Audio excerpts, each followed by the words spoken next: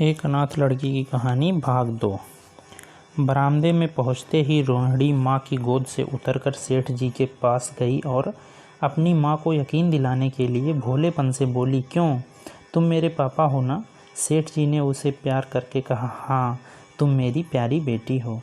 रोहिणी ने उनसे मुंह की तरफ याचना भरी आंखों से देखकर कहा, अब तुम रोज यहीं रहा करोगे। सेठ जी ने उनके बाल सुलझाकर जवाब दिया, मैं यहाँ रहूँगा तो काम कौन करेगा।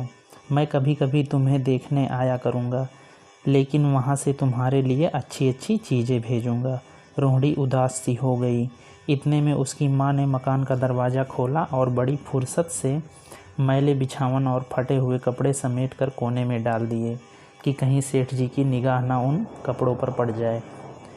यह स्वाभिमान स्त्रियों की खास अपनी चीज़ है। रुक्मणी अब इस सोच में पड़ी थी कि मैं इनकी खातिर तवज्जो कैसे करूं।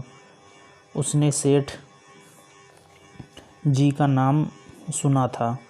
उसका पति हमेशा उनकी बड़ाई किया करता था। वह अपनी दया और उदारता की चर्चा अनेकों बार सुन चुकी थी। वह उन्हें मन का देवता समझा करती थी। उसे क्या उम्मीद थी कि कभी उसका घर भी उनके कदमों से रोशन होगा। लेकिन आज जब यह शुभ दिन संयोग से आया तो वह काबिल भी नहीं कि उन्हें बैठाने के लिए एक मोढ़ा दे सके। घर में पान और इलायची भी नहीं। वह अपने आंसुओं को किसी तरह न रोक सकी। आखिर जब अंधेरा हो गया और पास के ठाकुरद्वारे में घंटे और नगाड़ों की आवाज़ें आने लगीं तो उन्होंने ज़रा ऊंची आवाज़ में कहा, बाई जी, अब मैं जाता हूँ। मुझे अभी यहाँ बहुत काम करना है। मेरी रोहिणी को कोई तकलीफ़ ना हो।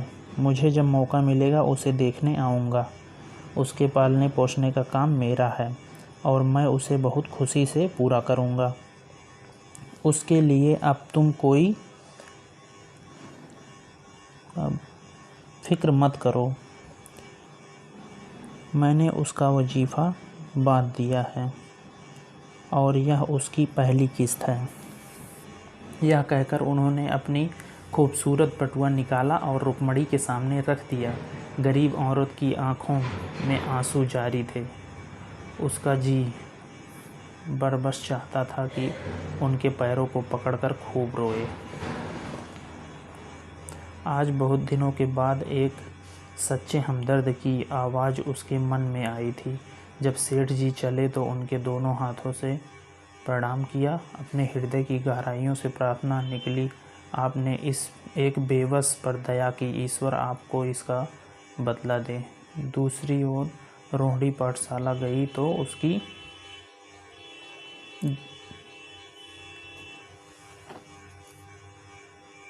उस्तानियों ने उसे बारी बारी प्यार किया और उसकी सहेलियां उसकी एक एक चीज़ को आश्चर्य से देखती और ललचाती थीं। उन्हें कपड़ों में कुछ स्वाभिमान का अनुभव होता। आज रोहिणी एक गरीब लड़की ना रही जो दूसरे की तरफ विवश नेत्रों से देखा करती थी। आज उसकी एक एक क्रिया से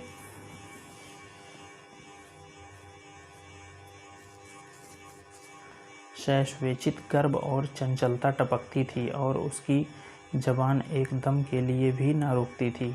कभी मोटर की तेज़ी का जिक्र था, कभी बाजार की दिलचस्पियों का बयान, कभी अपनी गुड़ियों के कुशल मंगल की चर्चा थी और कभी अपने बाप की मोहब्बत की दास्तान। दिल था कि उमंगों से भरा हुआ था।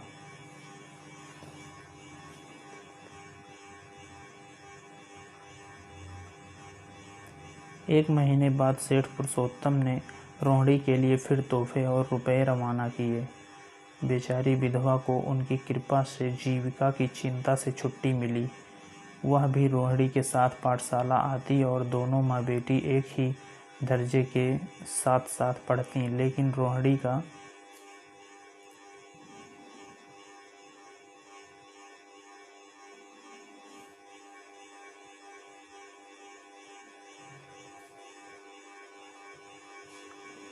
रोहिणी का नंबर हमेशा माँ से अव्वल रहा।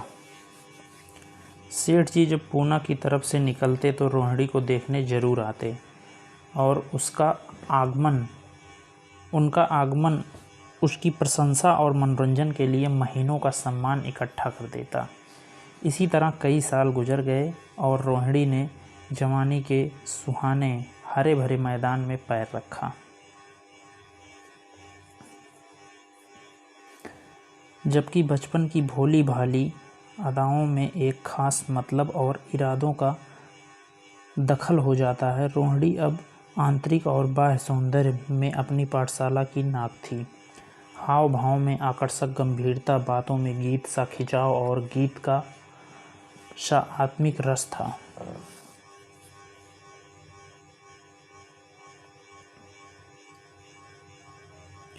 कपड़ों में रंगीन सादगी, आँखों में लाज संकोच, विचारों में पवित्रता। जवानी थी मगर घमंड और बनावट और चंचलता से मुक्त। उसके एक एकाग्रता थी, ऊंचे इरादों से पैदा होती थी। स्त्रियां चिंता उत्कर्ष की मंजिल पर धीरे धीरे तय कर चली जाती थी। सेठ जी के बड़े बेटे नरोत्तम दास कई साल तक अमेरिका और